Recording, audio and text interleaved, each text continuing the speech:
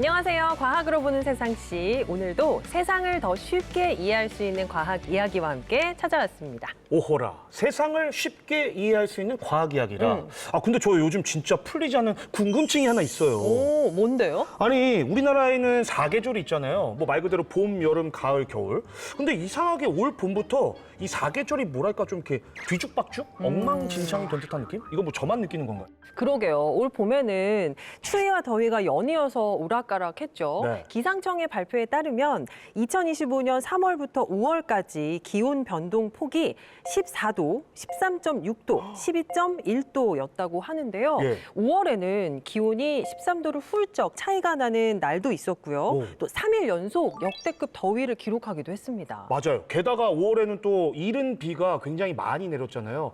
벌써부터 올 여름이 너무 걱정됩니다. 네. 뭐 계절도 날씨도 정말 요지경 속이라. 미치겠습니다. 네, 올 예. 여름 뭐 더위도 더위지만 또 강수량도 장마철에 만만치 않을 거라고 해서 더 걱정이 돼요. 맞습니다. 덥고 습하고요. 그냥 벌써부터 그냥 불쾌지수가 막 올라가는데요.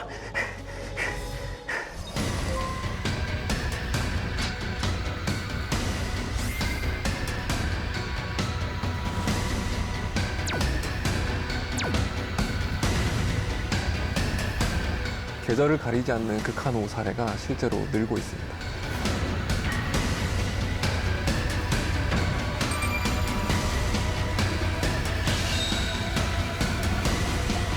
데이터 기반의 예측 시스템, 그리고 배수 시스템, 그리고 경보 시스템으로 집중호우에 대한 대비를 하고 있습니다.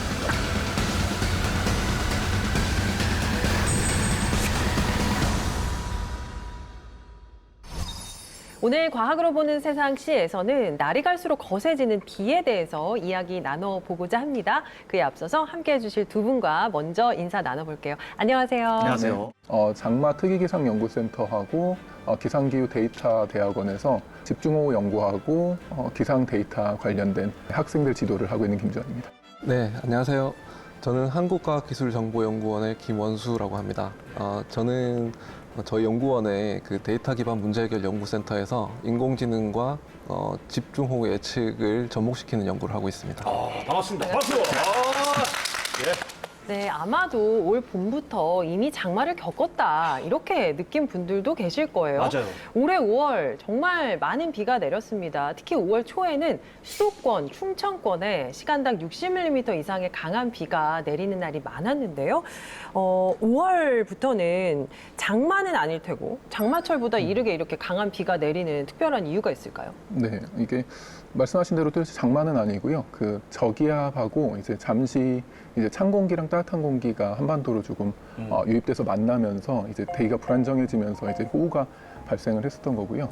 그리고 강수가 많이 내렸던 5월 15일이나 16일 같은 경우에는 이제 북태평양 고기압이 이제 조금 예상보다 조금 일찍 잠시 한반도로 올라와 있어서 수증기가 계속 유입되는 구조였고 거기 이제 기압골이 지나가면서 찬 공기가 더해져서 이제 수증기도 많은데 이제 뜨겁고 차가운 공기가 만나니까 대기가 불안정해져서 이제 한 60에서 한 70mm 정도 시간당 굉장히 강한 이제 소나기 비가 내렸고요. 네. 이제 어떻게 보면은 이제 기상청에서 이제 극한호우라고 정의하는 스타일의 비가 이제 뭐 충청권이나 뭐 이제 수도권까지도 내렸었던 현상이 맞습니다. 네.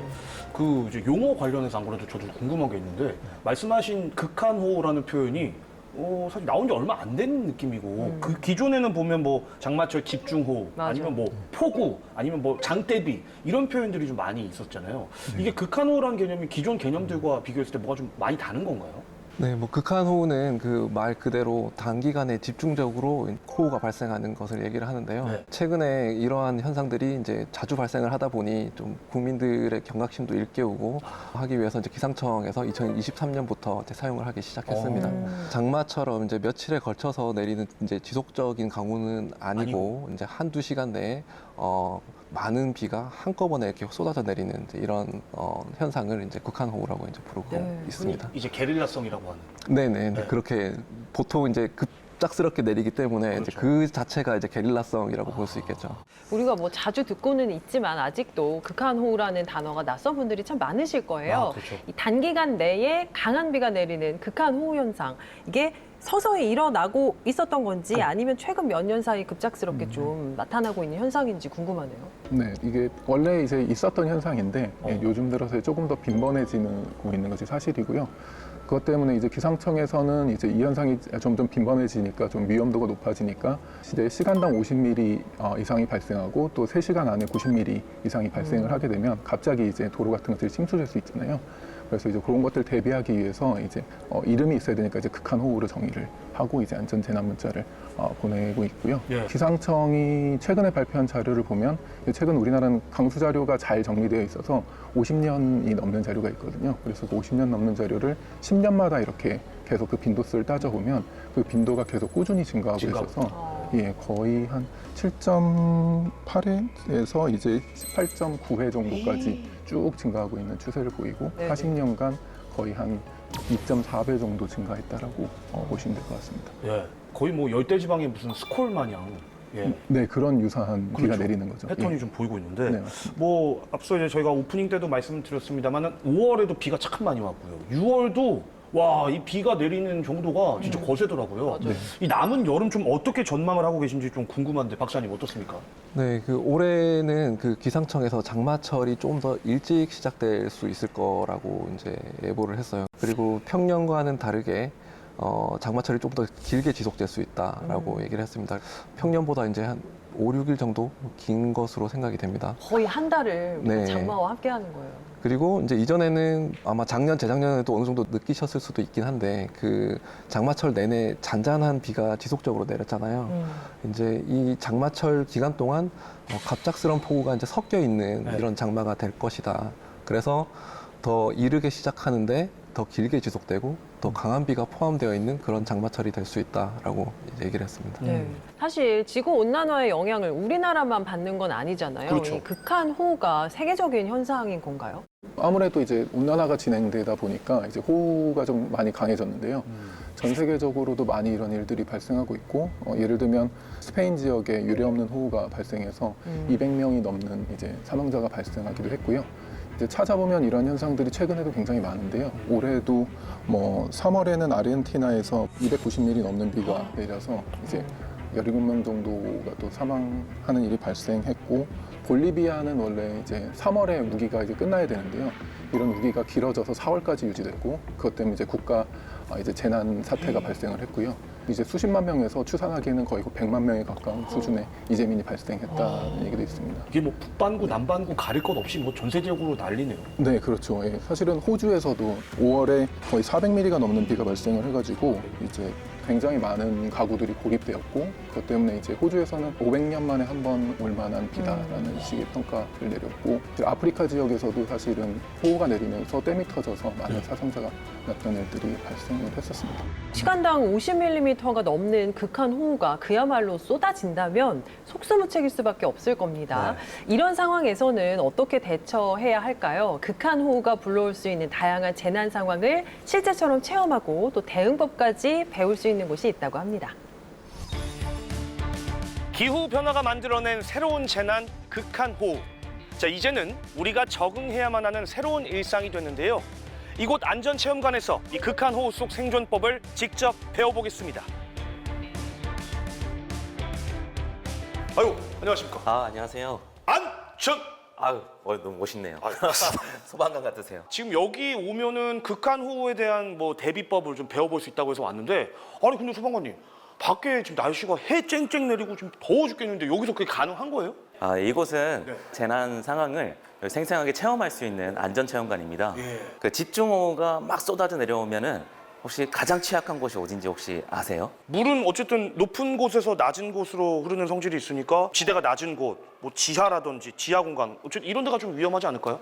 네, 맞습니다. 집중호우가 쏟아져 내려오면은 반지하 주택이라든지 뭐 지하 주차장이라든지 자, 이런 지하 공간이 아주 취약한데요. 예. 그래서 혹시 기환 씨가 한번 저희 체험관에서 뭐 갇혀보는 그 지하 공간에서 갇혀보는 체험을 한번 해보시는 게 어떨까요? 제가요? 예. 예, 알겠습니다. 예. 뭐 피할 수 없을 것 같은데 알겠습니다. 와, 소방관님, 여기 시설이 진짜 엄청 리얼한데요. 네. 지금 여기서는 어떤 체험을 해볼 수 있는 거예요? 우리가 갇혀 있다는 걸 좀 가정을 해보고 네. 안쪽에서? 안에서 당겨서 밖으로 탈출하는 체험을 한번 해보겠습니다. 한 30cm부터 네. 한번 시작을 한번 해보겠습니다. 단계별로. 예. 오, 올라온다. 오, 생각보다 높게 차오르는데요? 이 얕보면 안 됩니다. 물이 순식간에 지금 차 올랐는데 제 발목에서 조금 더 위에까지 찬 것 같거든요. 예, 맞습니다. 자, 이 상태에서 이 문이 열리냐 안 열리느냐. 일단 첫 번째 도전. 네, 한번 해보시죠.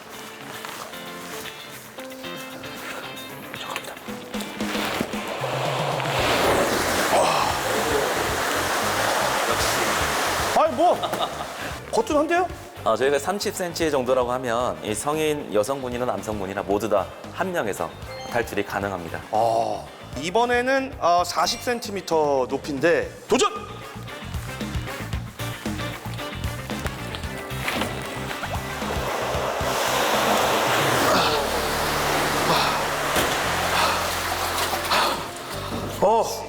근데 조금 확실히 힘에 붙이긴 하네요. 30cm보다는 아무래도 수압이 10cm, 그러니까 이게 사실 부피로 따지면 엄청난 거잖아요. 예, 맞습니다. 좀 아구에 조금 이제 힘이 들어가네. 일반적으로 성인 여성분들은 좀 불가능하다고 저희가 판단을 합니다. 남자들은 조금 가능한데 예, 맞습니다. 여성분들은 상대적으로 조금 불가능할 수 있다. 맞습니다. 자, 이제 마지막 체험 단계입니다. 50cm.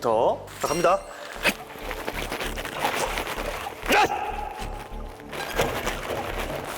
누가 밖에서 좀 당기고 있어요? 아니, 아무도 없는데? 자, 이 정도면은 성인 남성 여성 모두 다 탈출이 불가능합니다. 그럼 뭐 최소 뭐 두세 명 이상 힘을 맞습니다. 합쳐야. 힘을 합쳐야 가능합니다. 이야!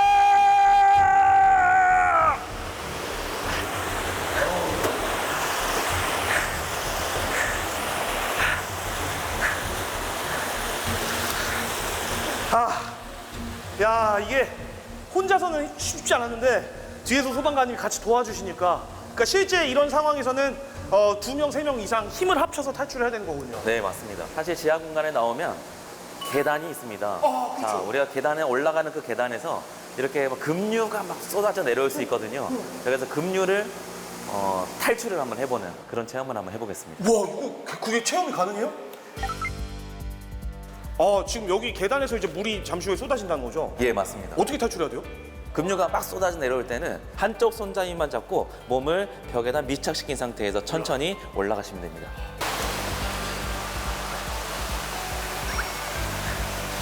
탈출 잘하셨어요. 남은 체험이 하나 더 있다고 들었어요. 어쩌죠? 뭐죠? 폭우가 내리고 있다는데요. 폭우요?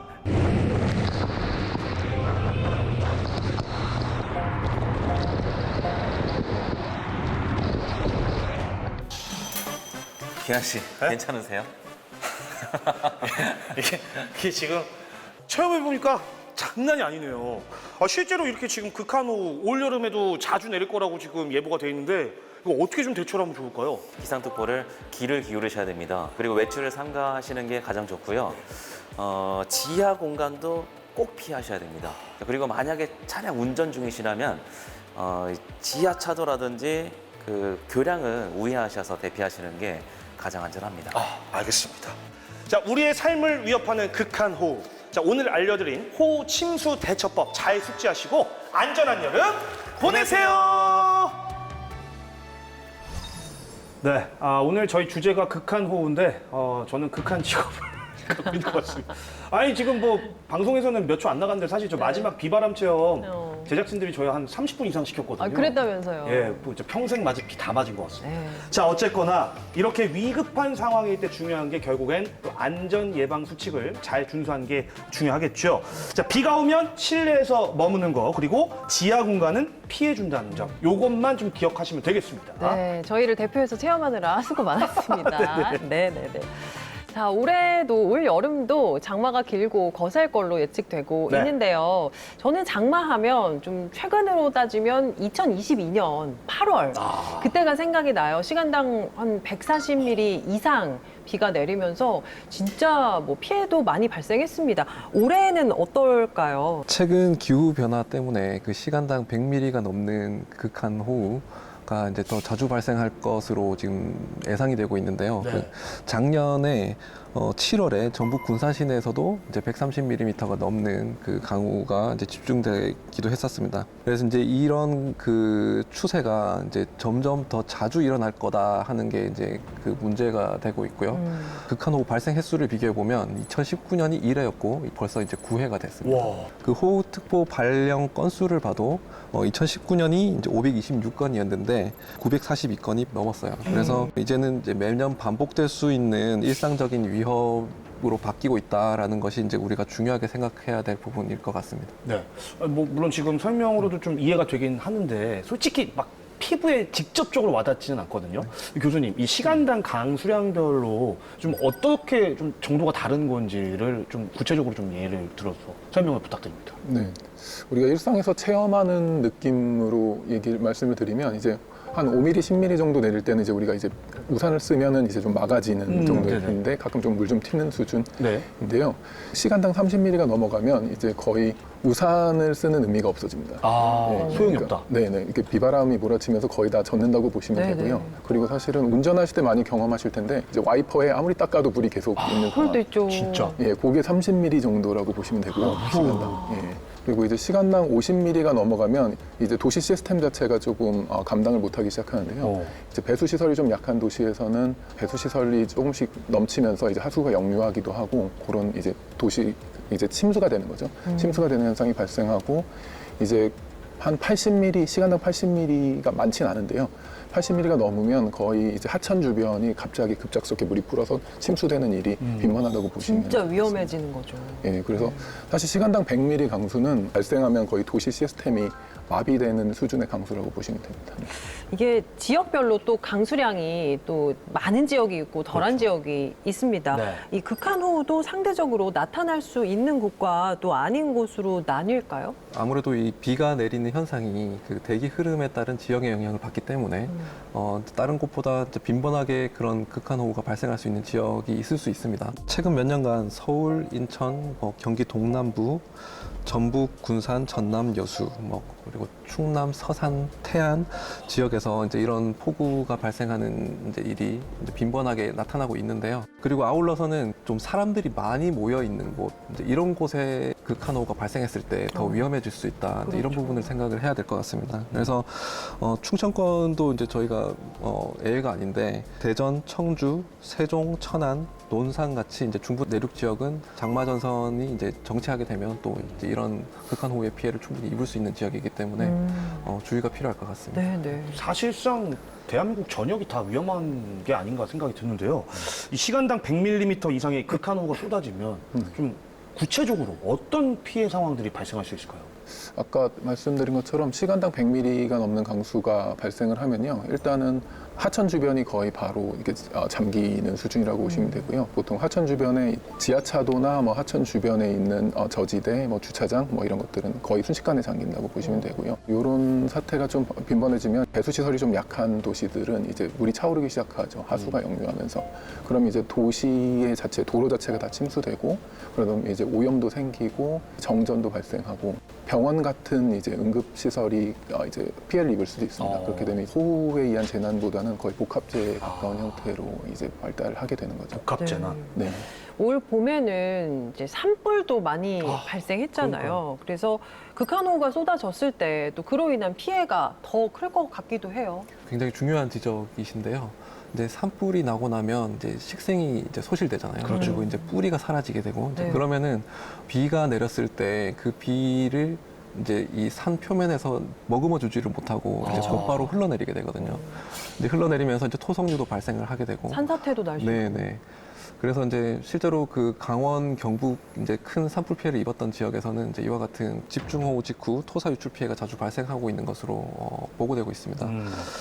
그래서 이제 이 산불 이후의 집중호우 대응은 단순한 우리가 그 강우량을 잘 예측을 하고 이런 것뿐만이 아니라 이제 복합적인 어떤 재난을 대응하는 이런 그 방향으로 추진을 해야 될 것 같습니다. 지금까지 극한호우란 무엇이고 또 어떤 양상을 띠고 있는지 알아봤습니다. 자, 그렇다면 이제부터는 어떻게 대응해 나가고 있는지도 살펴봐야겠죠. 네. 행정 행정안전부에서 뭐 다각적인 대응책을 세우고 있다고 하는데요. 구체적으로 어떤 것들이 있나요? 우리나라는 사실 이런 대안이 좀 대책이 잘 되어 있는 나라에 속하는데요. 오. 뭐 여름이 되면 행정안전부에서는 이제 5월 15일부터 한 5개월 정도, 한 10월 15일 정도까지 풍수해랑 이제 폭염 대책 기간으로 이렇게 정의를 하고요. 저지대나 아니면 좀 위험 취약구역이라고 되어 있는 부분이 한 1,600개 정도 소가되는데 그런 지역들을 미리 좀 사전에 점검하고 대비하고 뭐 이런 작업들을 좀 하고 계신 걸로 알고 있고요. 그리고 조금 더 자료를 보면 어떻게 보면 이제 실제로 호우가 발생했을 때 중요한 역할을 하는 이제 배수 펌프라든지 아니면 하수 관로라든지 저지대 차수벽이라든지 이런 것들을 이제 사전에 좀 점검을 해가지고 이제 실제로 호우가 발생을 했을 때 빠르게 대응을 할 수 있도록 좀 대비를 하고 있고요. 그리고 이제 예측 부분도 중요한 부분인데 이제 예측 시스템도 올해 들어서는 이제 극한 기상 이런 게 많이 발생을 하니까 이런 일에 대비해서 디지털 기반으로 예경보 시스템을 만들고 빅데이터랑 AI를 이용해서 이제 사전에 위험을 좀 예측해서 이제 알림을 하는 작업도 하고 있고요. 네. 재난안전 문자라든지 뭐 기상청 앱이라든지 뭐 지자체의 SNS 등을 이용해서 이제 많은 분들한테 정보를 빨리 전파하는 일들을 하고 있는 것으로 알고 있습니다. 네. 교수님 말씀처럼 AI가 발전하면서 사전 예보 시스템이 확실히 좀 발전이 된 건 맞잖아요. 그럼 궁금한 거는 이 AI를 통한 예측 시스템의 정확도거든요. 얼마나 좀 정확한가요? 그 정확도를 먼저 말씀드리기 전에 그 최근에 이 초고해상도 수치예보 모델하고 이제 AI 기반 그 예측 알고리즘이 결합되면서 이전보다 이제 이런 그 호우에 대한 상황을 잘 예측할 수 있는 가능성이 더 높아지게 되었거든요. 예를 들어서 이제 비디오를 예측하는 그런 AI 기술이 있는데 이 기술을 이용을 해서 지난 수시간 동안 관측했던 그 레이더를 통해서 비가 내리는 지역을 확인을 한 다음에 이게 앞으로 어떻게 변해갈지를 이제 미리 예측할 수 있는 방법이 있고요. 그리고 그림을 이제 저해상도의 그림을 이제 고해상도로 이렇게 바꿔줄 수 있는 이제 재현할 수 있는 그런 기술이 있어요. 이 기술을 활용을 하면 저희가 기존에는 1km 단위 거리 단위로 이제 예측하던 것을 500m 이하의 세부 지역 단위로 좀 더 세밀하게 강우 분포를 예측할 수 있는 방법도 이제 구현이 가능합니다. 그래서 앞으로 이제 이런 예측에 대한 정확도는 점점 더 높아질 것이라고 예상이 되고, 제가 조금 전에 말씀드렸던 비디오 예측을 구현을 하는 AI 기술을 활용을 하면 이제 기존 방법 대비 한 15에서 20% 정도 그 강우 예측 정확도가 향상되는 것으로 보고 있습니다.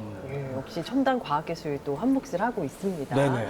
자, 보면요, 지자체별로 극한 호우를 대비해서 어떤 훈련도 진행을 하고 있는데요. 지자체에서 대비해야 할 부분은 어떤 게 있을까요? 우선적으로 이제 위험이 예상되는 구역을 이제 파악을 하고요. 예를 들면 뭐 이제 지하차도라든지 아니면 뭐 이제 하천 주변이라든지 반지하 주택이라든지 이런 부분들을 조금 미리 사전에 파악을 좀 해놓으시고 그런 부분들에 대한 대비를 조금 더 지자체가 더 디테일하게 하실 수 있는 것 같고요. 또 주민들하고 조금 더 잘 닿아 있으니까 주민들과 함께 이제 대응 훈련 같은 것들을 미리 하시면 좋겠죠. 왜냐하면 경험이 없으면 갑자기 일이 닥쳤을 때 우리가 대응을 이제 긴장하거나 뭐 이러면 이제 대응을 잘 못하잖아요. 맞아요. 그래서 뭐 그런 것들이 중요할 것 같고, 최근에 들어서는 이제 여러 가지 정보를 전달하는 방식도 잘 되어 있어서 뭐 SNS를 활용하시기도 하고 여러 가지 게시판 같은 걸 활용하시기도 하고 뭐 이런 안전 문자 같은 것을 이제 활용하시기도 하고 해서 주민들에게 정보가 잘 전파되는 뭐 그런 것들을 잘 하시면 될 것 같습니다. 네. 저는 이제 가장 중요한 것 중에 하나가 배수 시설인 것 같습니다. 어차피 뭐 비가 내리는 건 뭐 막을 수 있는 영역은 아니고요.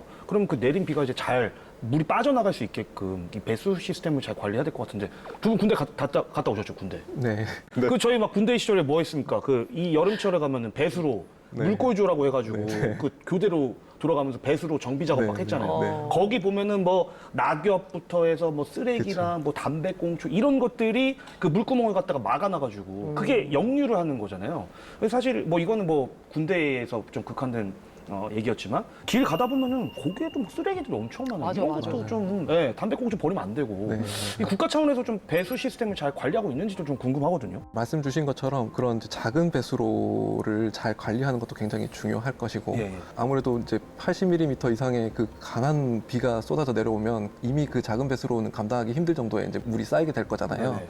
그래서 좀 용량이 큰 이런 배수 시설이 필요한데, 이제 서울하고 인천 같은 이런 대도시에서는 경우에는 대심도 비물 터널을 중심으로 초과 강우량 대응 시스템을 구축하고 있습니다.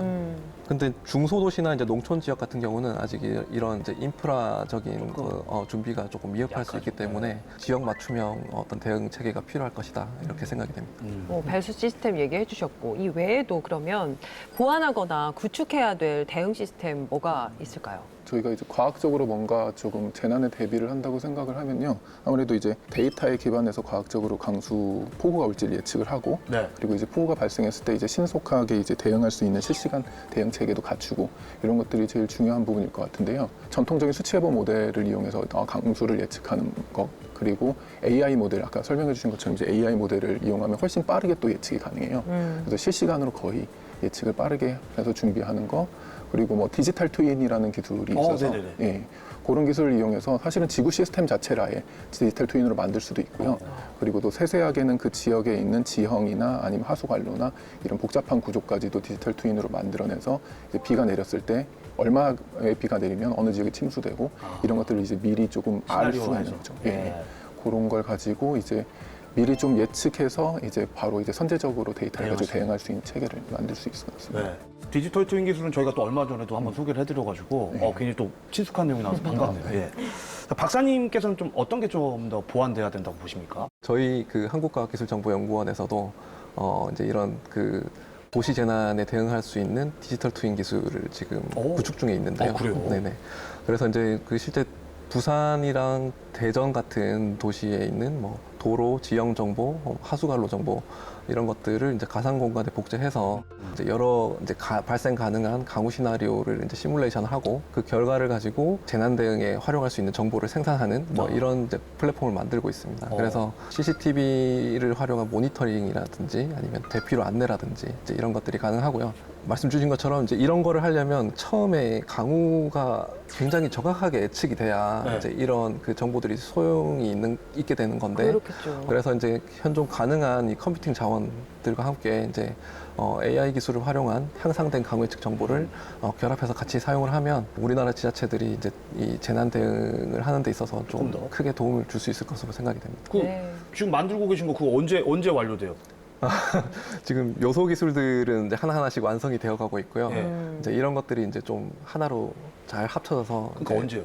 빠르면 2, 3년 내에 보고 있습니다. 올해로 앞당기세요. 네, 올해 알겠습니다. 말까지 마무리하면 아시겠어요? 알겠습니다. 네. 자, 이렇게 정부부터 지자체 그리고 각 연구기관까지 극한호우에 대비한 다각적인 대응 체계를 마련하고 있는데요. 그럼에도 불구하고 날이 갈수록 더 거세지고 있는 호우의 양상, 그 원인이 우리나라만의 특별한 기상 구조 속에 숨어 있다고 하네요.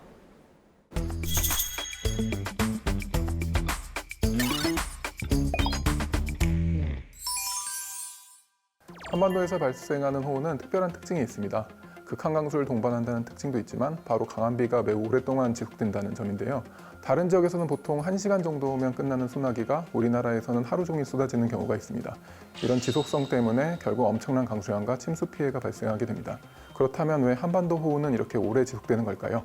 일반적으로 모든 지역에서 비가 내리려면 두 가지 핵심적인 요소가 필요합니다. 첫째는 수증기입니다. 수증기는 비를 만드는 기본 재료이기도 하지만 구름 안에서 응결이 일어날 때 잡열이라고 부르는 많은 양의 열 에너지가 방출되면서 비구름이 빨리 성장할 수 있게 도와줍니다. 둘째는 잘 알고 계시다시피 상승기류입니다. 공기는 위로 올라가면 팽창하면서 주변으로 에너지를 빼앗기기 때문에 온도가 낮아지고 온도가 낮아지면 공기가 수증기를 포함할 수 있는 능력이 줄기 때문에 상승기류에 의해서 결국 수증기가 비로 내리게 됩니다. 상승기류는 공기에서 물을 짜내는 역할을 하는 것이죠. 한반도에서 내릴 수 있는 강수량을 계산하면 온도가 높은 여름철에도 약 50mm에서 70mm 정도의 강수가 가능한데요. 그렇다면 왜 한반도에는 가끔씩 그 대여섯 배가 넘는 300~400mm의 호우가 발생하는 것일까요? 한반도를 포함한 특정 지역에는 호우의 발달을 돕는 세 번째 요소가 있습니다. 이 세 번째 요소는 바로 수증기의 수평수송입니다. 여름철이 되면 한반도 남쪽으로는 북태평양 고기압이 다가오고 북쪽으로는 이동성 저기압이 지나갑니다. 이 두 기압계가 만나면 그 사이에는 전선이라고 불리는 특별한 구조가 발생하는데 마치 하늘의 지형처럼 작용해서 계곡에 물이 모이듯 수증기가 수송되는 통로를 만들어냅니다. 대기의 강, 애트모스피어릭 리버라고 불리는 현상인데요. 이러한 수증기 길이 한반도 상공에 열리면 계속되는 수증기의 공급으로 대류 현상이 하루 종일 지속될 수도 있습니다. 한반도의 호우는 아직 정확한 예측이 어려운 편인데요. 다양한 원인이 있지만 한반도 호우에 기여하는 수증기량, 상승 지역, 그리고 수증기의 수평 수송을 만들어내는 순환 구조를 동아시아 대륙 규모부터 도시 규모까지 더 자세하게 관측하면 호우의 예측성을 높이고 자연재해에 더 잘 대비할 수 있을 것 같다는 생각이 듭니다. 앞으로 호우 예보를 들으실 때 하늘의 물길을 한번 떠올려 보시기 바랍니다. 하늘 위에 물길이 흐른다. 뭐 비가 오면 이제 앞으로 하늘을 더 집중적으로 볼 것 같다는 생각이 드는데 이 과학이 이렇게 보이지 않은 곳까지 그냥 싹 스며들어 있다. 이걸 네. 또 새삼 느끼게 됩니다. 맞습니다. 네. 자, 극한호우 현상 우리나라만의 문제는 아닙니다. 세계 각국에서는 어떻게 대응하고 있는지 알아볼 텐데요. 네. 세계적으로 가장 극한호우 현상이 두드러진 나라라고 한다면 어디를 꼽을 수 있을까요? 극한호우 발생이 이제 말씀 주신 것처럼 이제 비단 우리나라만의 문제는 아닌데요. 먼저 인도입니다. 인도. 네. 인도는 그 몬순 기간이 이제 6월에서 9월 사이인데 이때 이제 극심한 집중호우가 발생합니다. 그래서 2023년 7월 북부 히마찰 프라데시 지역에서 불과 하루 만에 300mm가 넘는 폭우가 쏟아졌다고 합니다. 다음은 중국입니다. 중국은 이제 특히 내륙 지역보다 동부 연안과 북부 지역에서 이제 국지성 호우가 많이 발생합니다. 그리고 아르헨티나도 최근 극한호우 피해가 심각했던 나라인데 올해 3월 바이아 블랑카 지역에 이틀간 290mm가 넘는 비가 쏟아져서 전력하고 통신이 마비되고 와. 수백 명이 실종되거나 숨졌다고 합니다. 네. 그리고 호주도 최근 몇 년 사이에 기록적인 호우 피해가 잦아지고 있는데 2022년과 2025년에 2, 3일 만에 400mm 이상의 비가 내려서 5만 가구 이상이 고립되고 다리랑 도로가 유실되면서 이제 국가 재난 사태가 선포됐다고 합니다. 마지막으로 이제 싱가포르인데요. 그 싱가포르는 속해 있는 기후대가 이제 열대 기후대여서 이제 그렇죠. 수월성 폭우가 잦은데 네. 최근에는 이제 그 빈도하고 강도가 이제 더 거세진다고 합니다. 어. 그래서 이제 싱가포르 같은 경우는 그 배수가 조금 제한적이기 때문에 이제 이러한 돌발 홍수에 대해서 굉장히 이제 취약할 수 있는 것 같습니다. 아, 싱가포르는 또 그 돌발 홍수 이런 문제까지 있는 거군요. 그러니까 극한호우는 정말 전 세계적으로 이제 같이 좀 대응을 해 나가야 될 것 같은데, 근데 이제 나라별로 아무래도 좀 특성에 따라서 이 대처법이라든지 이런 것들이 좀 다를 것 같아요. 교수님, 우리나라와 조금 비슷한 상황에 놓여 있는 나라들, 이거 어떻게 좀 대응을 하고 있습니까? 사실은 이제 우리나라처럼 이제 몬순 기후 때라고 불리우는 이제 여름철에 비가 많이 오고 네네네. 그리고 또 지형이 또 복잡하고 또 사람들이 밀집된 지역이 많이 살고 있잖아요. 네. 이런 도시들은 이제 우리랑 유사하게 이제 그런 준비들을 하고 있는데요. 네. 일본이 우리랑 굉장히 유사한 상황을 가지고 있고요. 일본도 이제 바이유라고 불리우는 이제 일본의 장마죠. 일본에서. 가 있어서 이미 시작이 되고 있는데요. 그 시기에 굉장히 집중호우가 많이 와서 요거를 이제 대비하기 위해서 여러 가지 이제 예를 들어서 대도심 우수 터널 같은 것을 만들어서 이제 지하 한 50m 깊이에다가 거의 한 초당 200톤의 물을 방류할 수 있는 지하 이제 터널을 만들어서 이제 호우가 발생했을 때 그 물이 빨리 빠져나가도록 준비를 하고 있고요. 그리고 뭐 AI 기반으로 홍수 예측 시스템 가지고 있고 그런 것들 가지고 자동으로 강수가 너무 많으면 특정 저지대에는 차단하도록 만드는 시스템들 이런 것들을 가지고 있습니다. 다른 나라들도 조금 몇 개 소개를 해드리면요. 대만과 싱가포르 정도가 이제 우리나라 좀 근처에 유사한 특성들을 가지고 있는데요. 네. 이제 대만도 이제 태풍 피해도 심하고 여기도 이제 집중호우가 있는 나라여서 스마트 호우 경보 시스템이라는 것을 만들어 가지고 이제 기존의 수치 모델링 시스템에다가 AI 시스템까지 더해서 옛날에는 3시간 정도 선행 예측이 가능했는데 지금은 6시간까지 선행 예측 시간을 늘려서 이제 미리 대비를 좀 하고 있는 형태입니다. 그 우리나라도 요즘 보면 왜 그 초단기 강수 예측 이게 한 6시간 단위로 하잖아요. 그런 네네. 거랑 비슷한 건가요? 네, 그런 거라고 보시면 되고요. 이제 목적성은 비슷한데 이제 네. 여기 AI 시스템까지 도입을 해서 조금 더 빠르게 하는 거죠. 더 빠르게, 더 예. 정확하게. 네, 네. 그 미국 같은 나라, 영토 넓은 나라 보면 막 시차가 나라 아. 안에서도 바뀌잖아요. 그렇죠. 그렇게 영토가 넓은 경우에는 지역별로 같은 나라지만 또 대응 방법이 달라져야겠죠. 주마다 다르겠는데요. 예를 들어 미국 같은 그러니까. 경우는. 네, 맞습니다. 그래서 미국과 같이 이제 그 다양한 기후대가 있는 이제 가지고 있는 그런 나라와 같은 경우에는 지역별로 대응 방식을 다르게 해야 할 필요가 있겠습니다. 동부 뉴욕이나 워싱턴 DC 같은 대도시에서는 도시 홍수 방지를 위해서 대규모 지하 저류조, 자동 배수 시스템, 그리고 강우 예측 AI 모델을 활용해서 도시 단위 디지털 트윈 시스템을 구축하고 있습니다. 반면에 그 허리케인과 폭우 피해가 집중되는 그 남부 플로리다나 그 루이지애나 지역과 같은 경우에는 그 연방 재난관리청하고 연계해서 그 사전 대피 명령 체계, 재난보험 확대, 그 내수면 정비, 그리고 습지 보건 같이 그 환경 기반 대응책도 함께 추진하고 있습니다. 그 서부 캘리포니아 같은 경우에는 이제 주로 가뭄이 심한데 원래는 그렇죠. 네. 네네. 최근에는 이제 산사태랑 폭우가 이제 함께 이제 동반되는 경우가 많아져서 경사면 산사태 예측 모델, 그리고 강우량 감지 센서, 긴급 대피로 확보와 같이 이제 이런 지역별로 맞춤형 대응 체계를 이제 준비하고 있습니다. 그 말씀을 듣다 보니까 말이죠. 이 극한호를 대비할 수 있는 핵심 3요소라고 할까요? AI, 그리고 촘촘한 네트워크, 마지막 원활한 배수 시스템. 전 이렇게 조금 정리를 해봤는데 어떻게 생각하세요? 네, 말씀하신 대로 이제 뭐 AI랑 첨단 배수 시스템 뭐 이런 시스템들이 중요하긴 한데요. 네. 이제 이거 말고도 사실은 다른 대안들이 많이 있습니다. 그러니까 그린 인프라라고 하죠. 그린 인프라. 그린 루핑이라는 방식인데, 그러니까 녹색 지붕인 거예요. 사실 유럽에서는 이미 오래전부터 하고 있어서 독일이 그린 루핑을 굉장히 가장 많이 가지고 있는 국가에 속하고요. 북미의 이제 캐나다의 토론토나 프랑스 파리나 이런 데들은 이제 새로운 집을 지을 때 그린 루핑을 꼭 하도록 만들어서 비가 내렸을 때 그게 바로 도로로 안 내려오고 좀 머금. 네, 좀 머금고 있어주는 거죠. 예, 머금고 있어주면 이제 바로 이제 배수시설로 들어오는 속도가 늦어지니까 비가 많이 와도 조금 일부 완충을 네네. 해주는 거죠. 그러니까 이런 것들을 하면 또 이제 집중호우나 이제 극한호우만 막을 수 있는 게 아니라 열섬이라든지 아니면 약간 폭염이라든지 이런 것을 보완해주는 미세기후 조절 같은 효과도 사실 같이 볼 수 있어요. 괜찮네요. 그러네요. 그러니까 첨단 기술에 자연을 활용한 그린 인프라까지 접목을 하면 되게 더 큰 효과를 기대할 수 있겠는데요. 네, 맞습니다. 그래서 그 김주환 교수님 지금 잘 설명을 해주셨는데 첨단 기술을 사용하는 것뿐만이 아니라 우리 주변의 그 자연 환경을 잘 이용을 하면 예.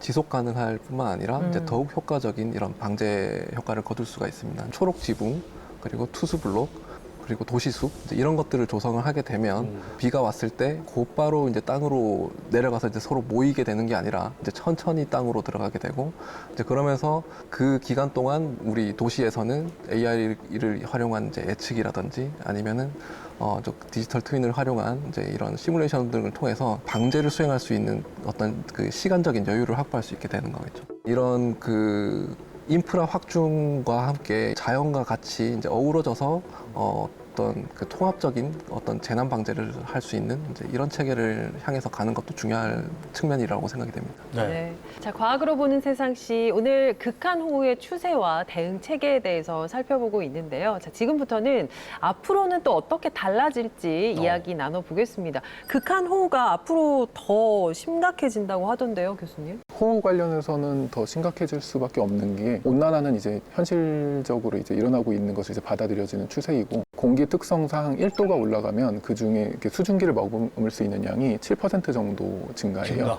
예. 그렇게 되는 거군요. 네, 그러면 이제 수증기가 많아지면 이게 비의 요소이기도 하지만 네. 이 수증기가 응결하면서 대류를 더 활발하게 만들어요. 잡열이라는 것을 방출하면서 네. 예. 그래서 이제 더 이게 빠르게 비군을 발달하게 해주는 거죠. 네네. 그래서 더 이제 강하고 더 많은 양의 비가 더 많이 내릴 수 있는 방향으로 이제 사실은 가고 있는 게 이제 물리적인 해석이고요. 네. 그래서 이제 기후변화 시나리오 같은 것들을 이제 APCC나 기상과학원에서 분석하신 걸 보면 2050년 정도, 앞으로 25년 후죠. 극한호우가 내릴 수 있는 가능성이 45% 정도 이상 증가하는 것으로 나타나고 있습니다. 좀 걱정되는 것 중에 하나는 그나마 지금 이 극한호우는 좀 여름철에 집중돼서 나타나는데 이게 앞으로는 정말 뭐 계절 상관없이 1년 내내 좀 발생할까 봐 좀 걱정이 돼요. 박사님, 이게 제가 너무 지나친 기후일까요? 아니요, 이제 실제 그럴 가능성이 있습니다. 네. 최근 이제 겪어보셔서 아시겠지만 이제 봄하고 가을 그리고 겨울에도 이렇게 집중호우가 빈번히 발생하는 경우가 있잖아요. 지구상에 이렇게 유한하게 존재하는 이 물이 얼음, 물, 수증기 형태로 이렇게 분포하면서 네. 순환하는 균형을 이루고 있었는데 이제 기후 변화로 인해서 이제 이 순환의 균형이 서서히 이제 깨지고 있는 겁니다. 그래서 우리나라에서도 이제 봄과 가을에도 집중호우가 내릴 만큼 충분한 수증기량이 유입되는 그런 환경이 조성될 수 있다. 오늘은 우리가 극한호우를 얘기하고 있지만 이제 극한호우를 생각을 할 때 꼭 이게 계절적인 재난이다. 뭐 여름철에만 우리가 대비하면 된다. 이제 이런 생각을 가지기보다는 이제 사시사철 언제든 이제 일어날 수 있는 일이다라는 거를 조금 유념을 해야 될 것 같습니다. 그렇다면 교수님, 연간 강수량도 상당히 높아질 수 있다는 얘기가 되는 건가요? 네, 사실 연간 강수량 문제도 있긴 하지만요. 오히려 강하게 오는 비의 빈도랑 강도가 더 문제가 되는데요. 극한 강수를 정의를 해서 그 빈도를 보면 지난 50년간 빈도는 2배 이상, 그리고 강도는 60% 이상 증가하고 있는 것으로 나오고 있어서 우리나라의 강수의 특성이 조금 더 이제 강하고 이제 조금 뭐랄까 갑자기 내리는 비의 스타일로 변해가고 있다라는 것을 이제 자료가 보여주고 있습니다. 예측도 하기 어려워지고 있는 것 같아요, 점점. 네, 점점 그러면 예측도 어려워지죠. 네네. 아니 근데 이제 어쨌든 극한호우가 발생하는 이유가 수증기가 많아져서라며요. 그럼 과학기술도 발전했는데 막 엄청난 제습기 같은 거 해가지고 그 수증기 다 이렇게 빨아들이면 안 돼요. 그런 기술은 연구 안 하세요? 얼마나 커야 될까요? 이제 그런 것들을 이제 지구 공학이라고 이제 보통 얘기를 하는데 네. 우리 지구는 사실 미묘한 균형을 이루고 있는 부분들이 굉장히 많거든요. 네. 그래서 저희가 인위적으로 그 수증기를 제거를 했을 때 네. 그 제거를 해서 어떻게 처리를 할 거냐, 네. 아니면 그걸 지속적으로 우리가 이렇게 유입되는 수증기를 제거를 계속하고 나면 그 남는 물을 또 어떻게 또 어딘가는 이동을 해야 되겠죠. 네. 이제 그런 데서 오는 어떤 인위적인 불균형이 또 다른 또 우리가 예상치 못했던 재난으로 또 이어질 가능성이 있기 때문에 조금 조심해야 될 부분이 있습니다. 아니 지금 저희가 얼마 전에는 북극 빙하를 다뤘는데 그 수증기 포집해가지고 그거 얼려가지고 다시 북극으로 보내버리는 거죠. 네. 네. 그렇게 해서 이제 잘 얼음으로 유지될 수 있으면 이제 그러니까. 좋을 텐데. 연구해 주세요. 좀. 네, 알겠습니다. 네. 아니 너무 걱정이 돼서 저도 네. 지금 약간 별의별 상상력을 펼쳐봤는데, 근데 지금 아까 박사님 말씀처럼 이제 이 극한호우가 여름철에만 국한되는 게 아니라고 말씀을 하셨기 때문에 진짜 이 대응 체계도 기존 시스템과는 조금 다르게 바뀌어야 될 것 같거든요. 네. 어떻게 바뀌어야 될까요? 기존의 계절적인 어떤 대응 체계로는 좀 한계가 있을 것이라고 생각이 되고, 좀 지속적이고 통합적인 재난 대응 체계로 우리가 전환을 해나갈 필요가 있다라고 이제 생각을 합니다. 그래서 첫 번째로는 그 재난 정보 통합 플랫폼 구축이 조금 필요할 것 같고요. 현재로는 이제 기상청이나 뭐 행정안전부, 지자체, 그리고 민간 등에서 데이터를 각각 따로 이제 운영하고 있는데 유기적으로 통합돼서 좀 활용할 수 있도록 통합 플랫폼이 있어야 될 것 같다라는 생각이 듭니다. 그리고 둘째로는 데이터 기반의 위험 예측 지도를 좀 구축할 필요가 있을 거라고 생각이 되는데요. 이게 먼저 이제 지형 배수 구조, 이력 데이터들을 종합 분석해서 어디가 이 침수에 취약한지 아니면은 어떤 지역이 고립으로 인한 인명사고가 발생할 가능성이 높은지 이제 이런 부분들은 조금 미리 파악할 수 있을 거라고 생각이 되고요. 네. 그래서 이제 이런 부분들이 파악을 해서 이제 조금 맵을 구축하고 있으면 좋을 것 같겠다라는 생각을 합니다. 그리고 셋째로는 이제 민간 영역하고 협력을 강화할 필요가 있을 거다라고 생각이 되는데요.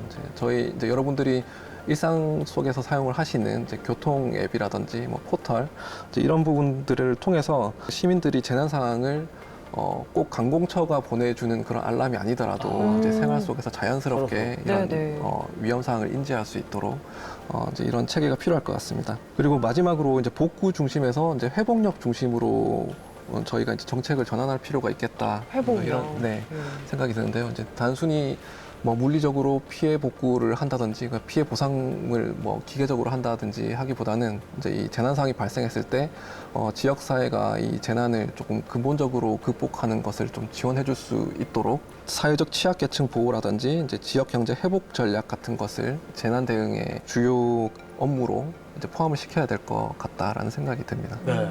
자, 극한호우 제대로 알고 대응하면 더 이상 막을 수 없는 재난이 아닙니다. 네. 과학의 힘으로 촘촘한 대응 체계를 마련한다면 재난이 아닌 통제 가능한 기후 현상이 될 겁니다.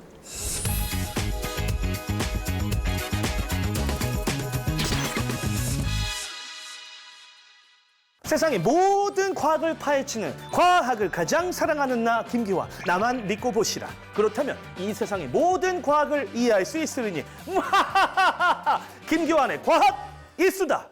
하늘에서 음식이 내린다면 믿으시겠습니까? 이 놀랍고 영화 같은 광경이 실제로 벌어졌습니다. 2025년 2월 인도네시아 북고론탈로의 한 마을에 이 젤리처럼 생긴 비가 쏟아졌습니다. 말랑말랑하고 투명한 이 물질은요, 약 30분 동안 내리면서 마을 도로를 덮었는데요. 과학자들은 바다 생물이 강풍으로 비와 함께 떨어졌을 걸로 추측했지만 정확한 원인은 아직 미스터리랍니다. 2021년 인도에서는 핏빛 비가 내려 주목을 받았는데요. 당시 인도 기상청은 사하라 사막의 먼지 때문이라고 설명했지만 실제로는 그 성분이 발견되지 않아서 홍조류의 포자, 외계 생명체에 의한 현상이라는 썰이 여전히 돌고 있답니다. 일본에선 검은 비가 내린 적이 있습니다. 2020년 일본 사이타마현 하스다시에 이 원인 불명의 검은 비가 내렸고 일본 사회는 한때 큰 불안에 휩싸였죠. 1945년 히로시마의 악몽 때문인데요. 당시 원자폭탄이 투하된 직후 이 재와 잔해가 하늘로 솟았다가 차가운 공기와 만나 검은 비가 되어 내린 것이죠. 이 비에는 방사능이 응축돼 있었고 피부 질환과 암을 유발해서 수많은 이들이 안타까운 목숨을 잃었습니다. 1876년 미국 켄터키주에서는 말도 안 되는 기현상이 벌어졌습니다. 하늘에서 말고기 조각이 떨어진 거죠. 기묘한 이 현상의 원인은 아직도 명확하진 않지만 가장 유력한 설은 대머리 수리떼. 고기를 먹고 날아가던 대머리 수리떼가 이 무언가의 위협을 느끼자 몸을 가볍게 하려고 동시에 고기를 뱉어냈다는 거죠. 하늘에서 또 어떤 비가 떨어질까요? 기왕이면 보석이 내리면 정말 좋겠네요. 지금까지 과학을 가장 사랑하는 남자 김규환의 과학 이수다였습니다. 과학으로 보는 세상시 오늘은 해를 거듭할수록 더 잦아지고 더 강력해지는 극한호우에 대해서 이야기 나눠봤습니다. 근데요, 아직 끝나지 않았습니다. 저희가 좀 빼먹은 게 있어요. 뭐예요? 정말 중요한 내용입니다. 자, 극한호우에 대한 정보를 미리 파악하는 방법, 그리고 안전 예방 수칙. 제가 지금 깔끔하게 정리를 해왔거든요. 네. 잘 들으세요. 자, 먼저 기상청의 기상정보 앱, 그리고 행정안전부의 행안똑똑이 이런 어플을 통해서 호우 예보와 실시간 특보를 확인할 수가 있습니다. 자, 그리고 지자체 재난 문자나 TV 자막, 스마트폰 알림도 수시로 확인해 주셔야 되는데요. 미리 대피소 위치도 파악해 주시고 차량은 침수 위험 지역에 주차하면 안 된다는 점. 자, 무엇보다도 침수된 지하차도나 도로는 절대 진입하지 않는 게 네. 기본 중에 기본입니다. 와, 깔끔하게 정리졌네요. 깔끔하게. 예. 잘 기억하겠습니다. 알겠습니다. 자, 두 분 어떠셨나요? 네. 저는 이 변화하는 자연과 이로 인한 재해를 좀 과학적으로 대처할 수 있는 방안에 대해서 얘기해 볼 수 있어서 좋았던 것 같습니다. 네, 네. 박사님. 네, 저는 오늘 극한호우 개념부터 그 세계 각국 대응까지 이제 여러분들하고 같이 알아볼 수 있어서 너무 좋은 시간이었습니다. 네, 두 분 오늘 함께해 주셔서 고맙습니다. 맞습니다. 네, 저희는 다음 시간에 더 유익한 과학 이야기 들고 찾아오겠습니다. 과학이 보인다. 과학이 즐거워진다. 스치기만 해도 당신 과학 전문가. 과학으로 보는 세상. 씨 고맙습니다. 왜 이렇게 빨리 떨어지지?